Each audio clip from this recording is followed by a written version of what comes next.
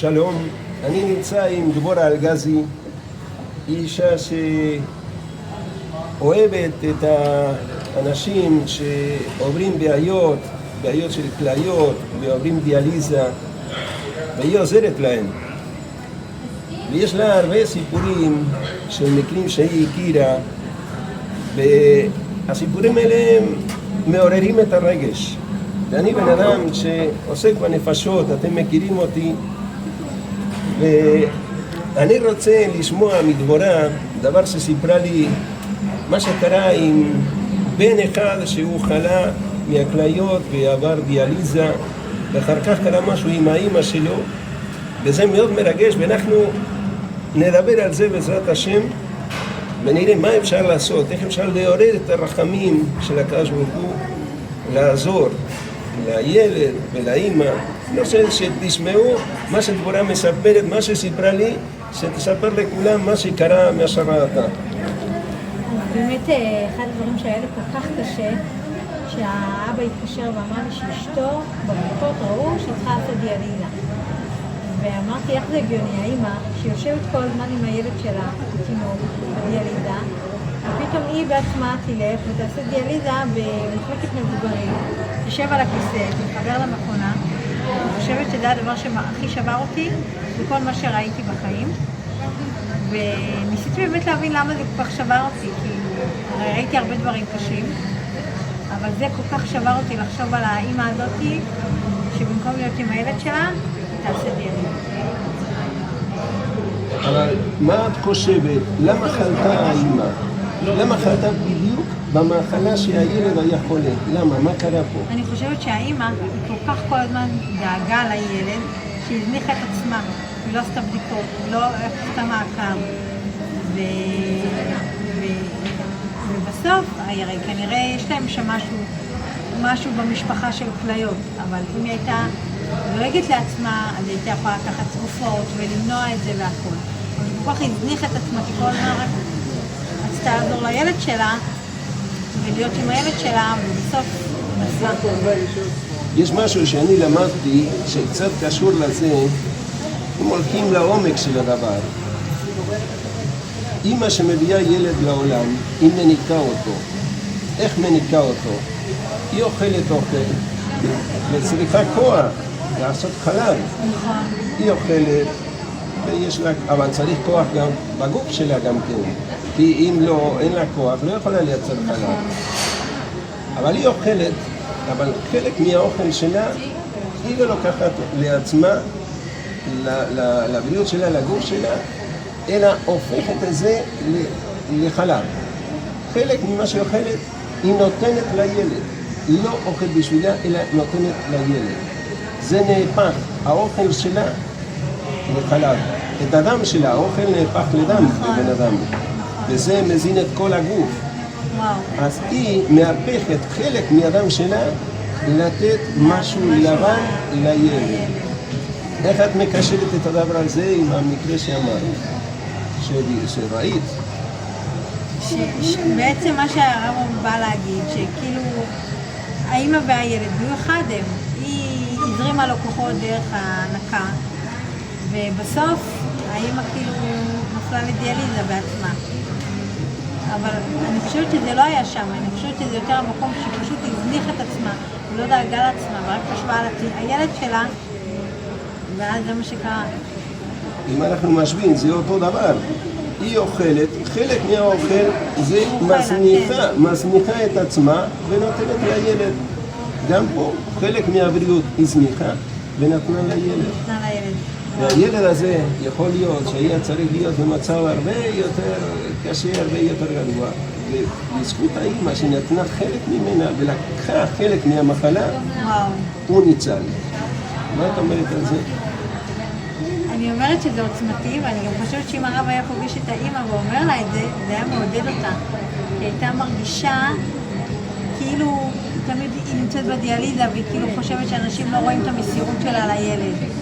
ככה זה היה נותן לה כוח להבין כמה כל כולה בשביל הילד שלה.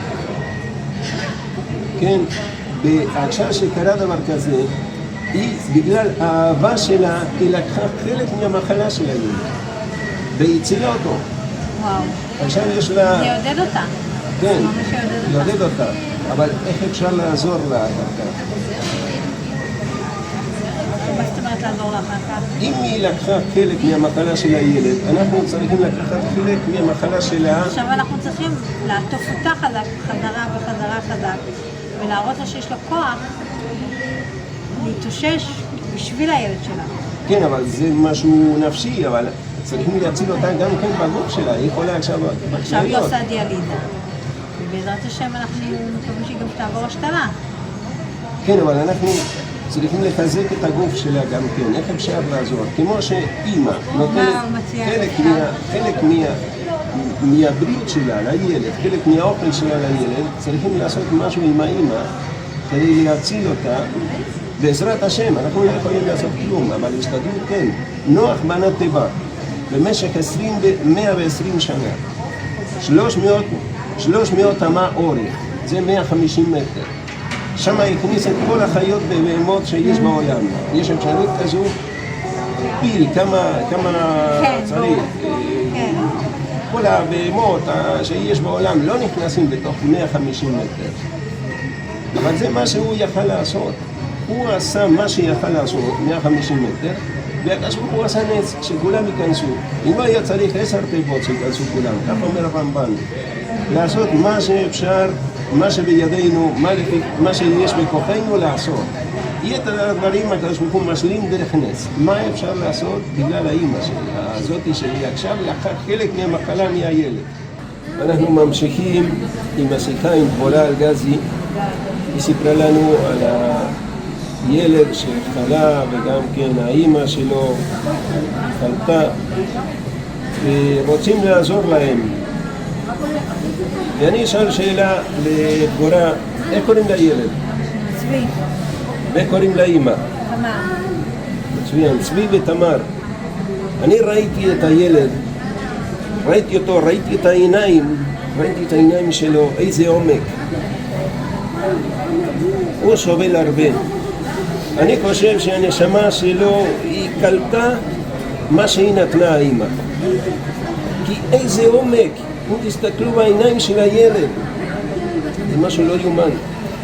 אז צריכים לעשות משהו. אני אספר מה שקרה לפני שנתיים, קצת יותר. ילדה אחת בת 12 כתבה לי שהאמא שלה היא חלתה מקורונה ונמצאת עכשיו בטיפול נמרץ בבית חולים באיזו מדינה בדרום אמריקה, והיא הילדה בת 12 עם האח הקטן, הם לבד בבית, לא דיברו עליו כלום, הם לבד בבית והאמא בטיפול נמרץ. ואני הייתי צריך לנסוע לעיר אחרת ערב שבת ואמרתי פה צריכים לעשות משהו, והחלטתי לעשות סרטון להגיד מה שקורה עם האמא של הילדה שהבת והאח הקטן נמצאים בבית לבד, האמא בטיפול נמרץ. עשיתי סרטון וביקשתי מכל אחד שיכול להתפלל על האמא.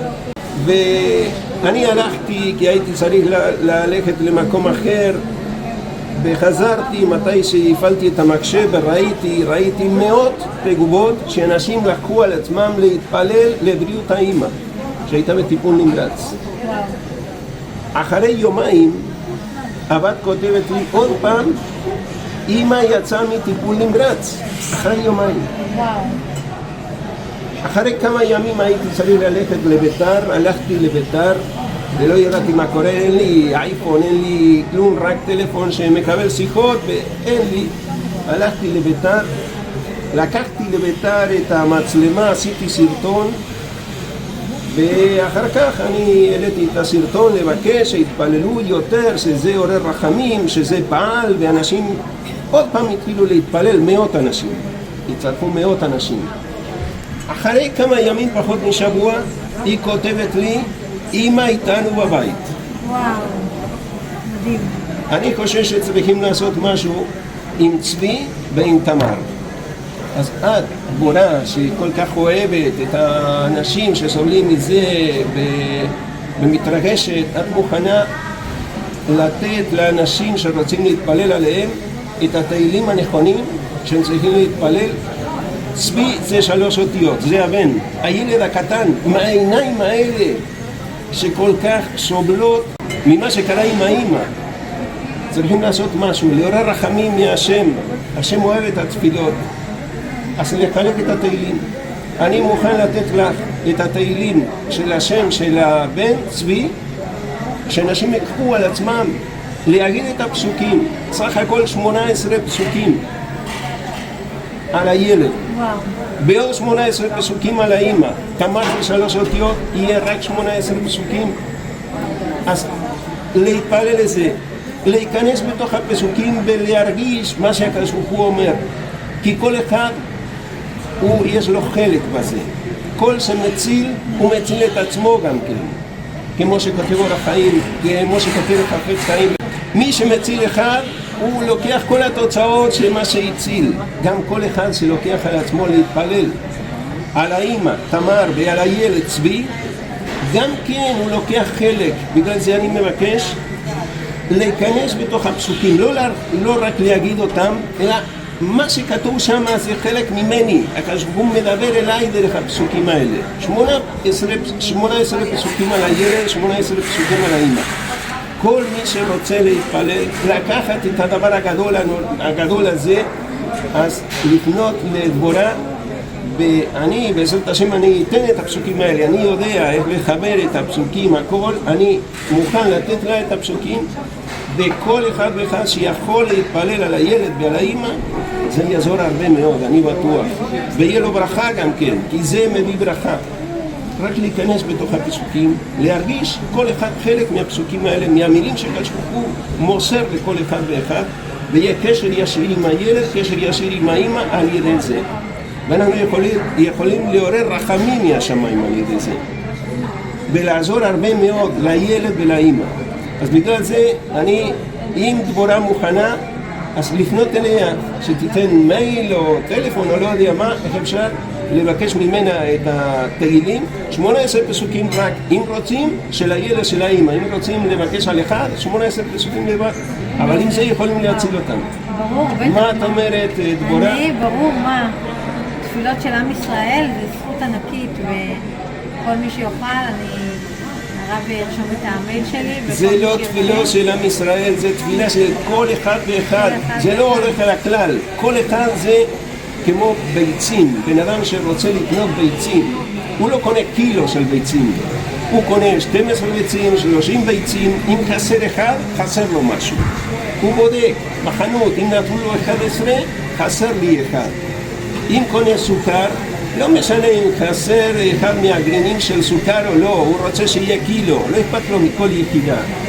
פה בביצים יש יחידות, כל יחידה זה חשובה.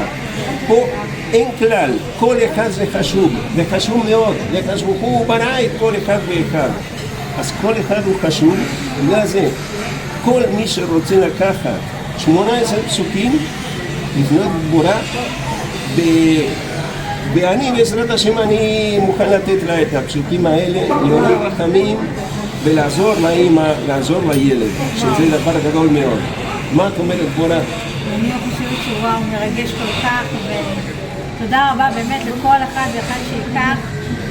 תודה רבה באמת. שיהיה לכל אחד ואחד שיתפלל על הילד או שתתפלל על הילד, שיהיה הרבה ברכה, הרבה הצלחה. ואנחנו מאמינים שהקדוש ברוך הוא גדול, יכול לעזור הרבה, והתוצאות זה לא בידינו, אבל ההשתדלות כן. אנחנו מה שיכולים לעשות זה השתדלות עד הסוף, וכל אחד ואחד שיקח את זה, זה יהיה חלק מההשתדלות הגדול שאנחנו רוצים לעשות, להציל את האמא, להציל את הילד, אם ירצה השם, כי הכל תלוי בקדוש ברוך הוא. אבל אם לא עושים משהו בארץ, אז איך אפשר להורד את הרחמים? הקדוש ברוך הוא שם אותנו פה כדי שאנחנו נגיע אליו על ידי ההתעוררות דלתתא, התעוררות דלתתא. וזה מה שאנחנו צריכים לעשות, שיכולים לעשות, וכדאי לעשות אם רוצים לקחת חלק מהדבר הגדול הזה, להציל נשמות שצריכים את עזרתנו. אז טוב, זה מה שאנחנו מוכנים לעשות. ואני חושב כל אחד ואחד שהוא יעשה זה, שהוא ייקח, תהיה לו ברכה מאוד גדולה. ואני מאחל לכל אחד ואחד שיהיה לו הרבה ברכה, הרבה הצלחה, הרבה בריאות, הרבה פרנסה, שיהיה כל מה שצריכים בשפע, ובעזרת השם שהכל יהיה בהצלחה, ושיהיה בריאות לאמא, בריאות לילד, בריאות לצבי, בריאות לתמר, בעזרת השם יתברך. טוב, אני נותן את המילים האחרונים לדבורה, מילים של הסיום, לבקש מכל אחד ואחד שיכול להשתתף בדבר הזה הגדול. באמת מי שיכול לקחת פסוק, פרק תהילים, שיהיה לרפואתם. לא פרק, את ה-18 פסוקים. 18 פסוקים, כמו שהרב אמר, באמת זה מצווה ענקית וכל ישראל ערבים זה לזה, ושיהיה לזכות כל עם ישראל ולרפואתם של תמר וצבי המדהימים.